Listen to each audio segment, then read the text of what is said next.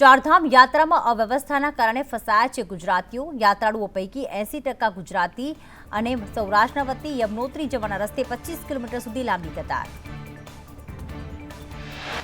તો ચારધામ યાત્રામાં અવ્યવસ્થાના કારણે ફસાયા ગુજરાતીઓ। યાત્રાળુઓ પૈકી 80% ગુજરાતી અને સૌરાષ્ટ્રના વતી યમનોત્રી જવાના રસ્તે 25 કિલોમીટર લાંબુ કતાર। તો યાત્રાળુઓ કલાકો સુધી હાઈવે પર જ અટવાયા। ફસાયેલા લોકો માટે તંત્ર તરફથી કોઈ વ્યવસ્થા નહીં। અનેક યાત્રાળુઓ દર્શન વગર જ પરત ફર્યા। વાહન હોટેલના ભાડા એકાએક વધુ હોવાની ફરિયાદ।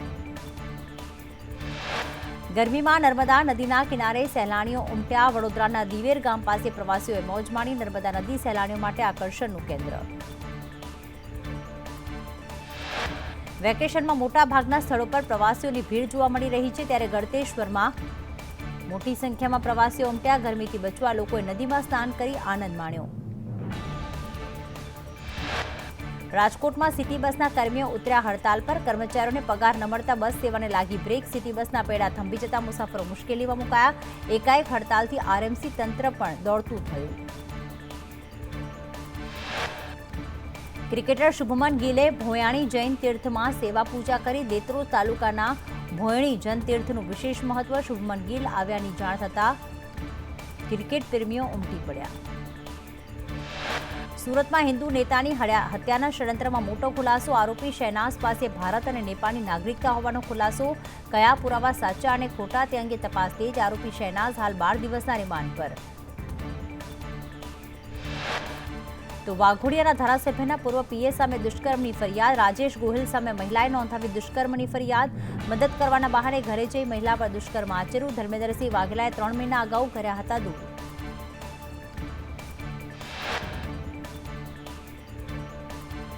સુરતમાં રિક્ષા ચોર ગેંગ ઝડપાઈ। વડોદરામાંથી રિક્ષા ચોરીને સુરતમાં વેચતા 3 આરોપી પાંડેસરામાં રિક્ષા વેચવા ફરી રહ્યા હતા। 5 રિક્ષા સહિત કુલ 5,55,000નો મુદ્દામાલ જપ્ત। વલસાડના પારડીમાં આધેડની હત્યા થયાનો ખુલાસો। 2 દિવસ પહેલા આધેડનો મળ્યો હતો મૃતદેહ। પોસ્ટમોર્ટમ રિપોર્ટમાં આધેડની હત્યા થઈ હોવાનું સામે આવ્યું। દિલ્હી ઇન્ટરનેશનલ એરપોર્ટને મળ્યા બોમ્બથી ઉડાવી દેવાની ધમકી સાથેના ઈમેલ। ગઈકાલે 10થી વધુ હોસ્પિટલને મોકલાયા હતા આવા ઈમેલ। પોલીસની તપાસમાં કંઈ જ ન મળ્યું। વડોદરામાં કપડાની ચોરી કરનાર 4 ડિલિવરી બોય ઝડપાયા। મહારાષ્ટ્ર મોકલાવેલા પાર્સલમાંથી કરી હતી કપડાની ચોરી। ડિલિવરી બોયે પાર્સલમાંથી કપડાં કાઢી ભર્યા હતા પથરા। 64,000ના કપડાની થઈ હતી ચોરી। અમદાવાદના વાડીના ચોક પાસે દૂધ ભરેલી ટ્રક પલટી। રસ્તા પર દૂધની રેલમછેલ થઈ। આગળ જતી ટ્રકમાંથી પથ્થરો પડતા સર્જાયો અકસ્માત। ડ્રાઈવરને સામાન્ય ઈજા પહોંચી। તો પંચમહાલમાં પાનમ પાટિયા નજીક 35 ગામોને જોડતા રસ્તા પર મસમોટા ખાડા। ઉબડખાબડ રસ્તાના કારણે વાહન ચાલકો પરેશાન। છેલ્લા 2 વર્ષથી લોકો થઈ રહ્યા છે હેરાન। સુરેન્દ્રનગરમાં પીવાનું પાણી પૂરું પાડતો સંપ બેસી ગયો। રાત્રે પાણી ભરેલો આખો સંપ જમીનમાં બેસી જતા પાણી બંધ। 20,000થી વધુ ઘરમાં પાણી વિતરણને અસર। જોરાવરનગરમાં પાણીની ટાંકી પણ જર્જરિત હાલતમાં। 10 રાજ્યોની 96 બેઠકો પર ચોથા તબક્કાનું મતદાન। 1700 ઉમેદવારોના ભાવિનો થશે ફેસલો। અખિલેશ યાદવ અને ગિરિરાજસિંહ સહિતના દિગ્ગજોની કસોટી। તો 10 રાજ્યોની 96 બેઠકો પર 17.7 કરોડ મતદાતાઓ કરશે મતાધિકારનો ઉપયોગ। 96 બેઠક પર 1.92 લાખ કેન્દ્રો પર મતદાન પ્રક્રિયા। 96 બેઠકો માટે 1,717 ઉમેદવાર મેદાને। વધુમાં વધુ મતદાન કરવા પીએમ મોદીની અપીલ। એક્સ પર પોસ્ટ કરીને કહ્યું, યુવા મહિલા મતદાતાઓ ઉત્સાહપૂર્વક ભાગ લે। ફરજ નિભાવીએ અને લોકશાહીને મજબૂત કરીએ। ચૂંટણીઓ લોકશાહીની ભાવના વધારશે। તો પીએમ મોદી બિહાર અને વારાણસીમાં પ્રચાર કરશે। પીએમના આગમનને લઈને કાશીને દુલ્હનની જેમ શણગારવામાં આવી। હાઈ એલર્ટ પર સુરક્ષા। આવતીકાલે પ્રધાનમંત્રી ઉમેદવારી નોંધાવશે। કાશીમાં આજે પીએમ મોદીનો ભવ્ય રોડ શો। તો વડાપ્રધાન નરેન્દ્ર મોદીનો પટનામાં ભવ્ય રોડ શો। બિહારના મુખ્યમંત્રી નીતિશ કુમાર પણ હાજર। રોડ શોમાં માનવ મહેરામણ ઉમટી પડ્યું।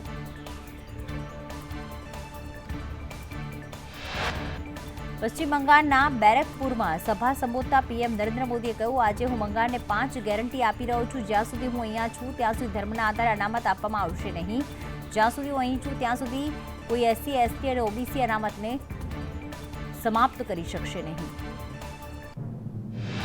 જ્યાં સુધી હું અહીં છું ત્યાં સુધી રામ મંદિર પર સુપ્રીમ કોર્ટના ચુકાદાને કોઈ ઉલટાવી નહીં શકે. જ્યાં સુધી હું અહીં છું ત્યાં સુધી કોઈ તમને ભગવાન રામની પૂજા કરવાથી અને રામનવમીની ઉજવણી કરતા રોકી શકશે નહીં. જ્યાં સુધી હું અહીંયા છું ત્યાં સુધી કોઈ CAA ને નાબૂદ કરી શકશે નહીં. તો પશ્ચિમ બંગાળના હાવડામાં એક જાહેર સભાને સંબોધતા વડાપ્રધાન નરેન્દ્ર મોદીએ કહ્યું કે આજે TMC સરકારમાં અમારી બહેનો સુરક્ષિત નથી. અહીં મહિલાઓ પર અત્યાચાર થઈ રહ્યો છે. સંદેશ ખાલીમાં શું થયું આખા દેશે જોયું. ઉત્તર પ્રદેશમાં જાહેર સભા સંબોધતા કેન્દ્રીય ગૃહપ્રધાન અમિત શાહે કહ્યું આ ચૂંટણી PM મોદીને ત્રીજી ટર્મ માટે વડાપ્રધાન બનાવવાની છે. આ ચૂંટણી ભારતને વિશ્વની ત્રીજી સૌથી મોટી અર્થવ્યવસ્થા બનાવવાની છે. આ ચૂંટણી પાકિસ્તાને તેની હરકતોનો જડબાતોડ જવાબ આપવા માટે છે. અભિનેતા અલ્લુ અર્જુન સામે આચાર સંહિતાના ભંગની ફરિયાદ નોંધાઈ. YSRCP માટે પ્રચાર કર્યો હતો. અલ્લુ અર્જુનના મિત્ર અને YSRCP ધારાસભ્ય રવિના ઘરે પહોંચ્યા હતા, જ્યાં હજારોની સંખ્યામાં લોકો અલ્લુ અર્જુનની ઝલક જોવા ઉમટી પડ્યા. દિલ્હીમાં ભાજપના સમર્થનમાં શીખ સમુદાયની બાઇક રેલી. ભગવા રંગની પાઘડી પહેરીને મોટી સંખ્યામાં શીખ યુવાનો બાઇક રેલીમાં જોડાયા. કેન્દ્રીય મંત્રી VK સિંહે બાઇક રેલીને લીલી ઝંડી દેખાડી. ભાજપના પ્રવક્તા મનજીંદરસિંહ સિરસાએ કહ્યું રેલીનું નેતૃત્વ. દિલ્હીમાં આમ આદમી પાર્ટીનો આક્રમક ચૂંટણી પ્રચાર. આપ યુવા સંઘર્ષ સમિતિએ જેલ કા જવાબ વોટ સે સાયક્લોથોનનું કર્યું આયોજન. મોટી સંખ્યામાં કાર્યકરો અને નેતાઓ સાયકલ લઈને નીકળ્યા.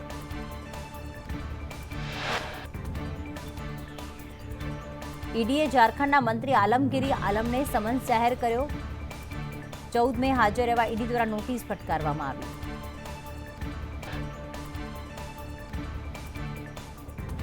સંદેશ ખાલીમાં TMC વચ્ચે મારામારી થઈ હતી.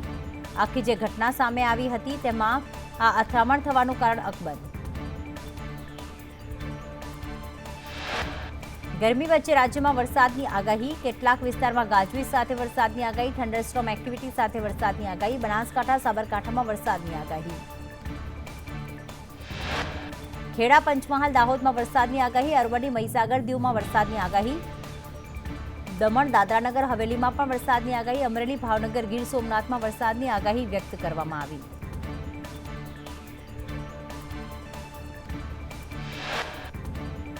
તમિલનાડુના વાતાવરણમાં પલટો. થુથુકુડી જિલ્લાના શહેરી વિસ્તારમાં વાવાઝોડા સાથે ભારે વરસાદ. ભારે ઉકળાટ બાદ લોકોને ગરમીથી રાહત મળી. તમિલનાડુમાં સર્જાયો વરસાદી માહોલ. તિરુચિરાપલ્લીમાં ધોધમાર વરસાદ વરસ્યો. કન્ટોનમેન્ટ થિલાઈ નગરમાં જળભરાવ. પાલકરાઈમ કુડુ મંડપમાં ભારે વરસાદ. રેલવે જંકશન વિસ્તારમાં ભરાયું વરસાદી પાણી. તો હિમાચલ પ્રદેશમાં વરસાદે કરી જમાવટ. રાજધાની શિમલામાં ધોધમાર વરસાદ વરસ્યો. અનેક વિસ્તારમાં વરસ્યો બરફનો વરસાદ. આવતીકાલ સુધી વરસાદનું યલો એલર્ટ અપાયું. 14 થી 17 મે સુધી વાતાવરણ સચ્છું રહેવાનું અનુમાન. જમ્મુ કાશ્મીરમાં ભારે હિમવર્ષા થઈ. સોનમર્ગ જોજીલા રોડ તરફ બરફથી ઢંકાયો. બરફના થર જામતા વાહન વ્યવહાર ખોરવાયો. જમ્મુ કાશ્મીર હાઈવે પર વાહન ચાલકો કલાકો સુધી અટવાયા. વાહનોની લાગી કતાર. પહાડો પર ચારે તરફ છવાઈ બરફની ચાદર.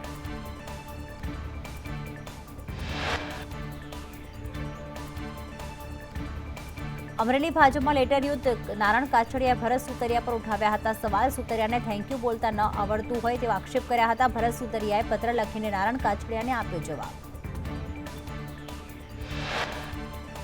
ભરત સુતરિયાએ પત્રમાં લખ્યું તમે જેટલી વાર માર્ગદર્શન આપ્યું તેટલી વાર થેન્ક યુ કહ્યું. તમારી ટિકિટ કાપવાનું કારણ તમે જાણો છો.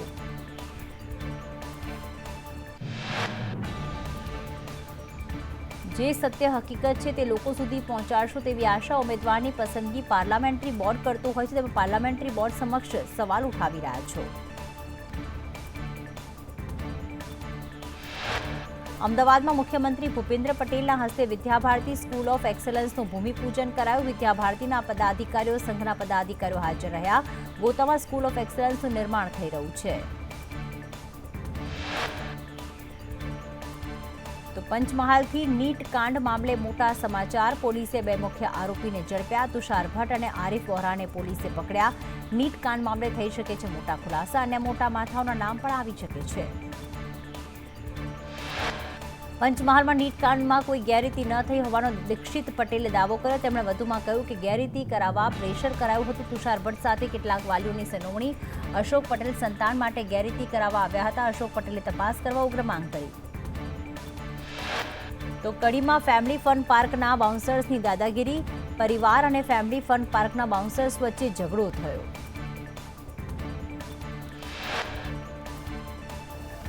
સુરતમાં ઐશ્વર્યા મિલ સંચાલકોના ત્યાં આઈટીની તવાઈ. આઈટી વિભાગે 250 કરોડના દસ્તાવેજ કર્યા જપ્ત. દરોડા દરમિયાન 4 કરોડની જ્વેલરી પણ મળી. 20 લોકર ખોલવાના બાકી, 12 જગ્યાએ તપાસ ચાલુ. તો અમરેલી જિલ્લા ભાજપ કાર્યાલયમાં ઇફકોના ચેરમેન દિલીપ સંઘાણીનું સન્માન કરવામાં આવ્યું. અનેક હોદ્દેદારો અને કાર્યકર્તાઓ આ પ્રસંગે ઉપસ્થિત રહ્યા. હરણી બોટ દુર્ઘટના બાદ તંત્ર એક્શનમાં. પ્રદર્શન મેદાનમાં ફન બ્લાસ્ટ કરાવ્યું બંધ. તંત્રએ ફન બ્લાસ્ટના સંચાલકને આપી notice. Licence, safety, fire NOC ન હોવાથી કાર્યવાહી. લાયસન્સ એનઓસી મેળવ્યા બાદ શરૂ કરવા તાકીદ. તો ઊંઝા માર્કેટ યાર્ડમાં જીરાના ભાવ ગગડીને તળિયે જતા ખેડૂતોને નુકસાન. મબલક જીરાના ઉત્પાદનને લઈને જીરાની કિંમતમાં ઘટાડો. ગત વર્ષ કરતાં જીરાના ઓછા ભાવ મળતા ખેડૂતોમાં નારાજગી.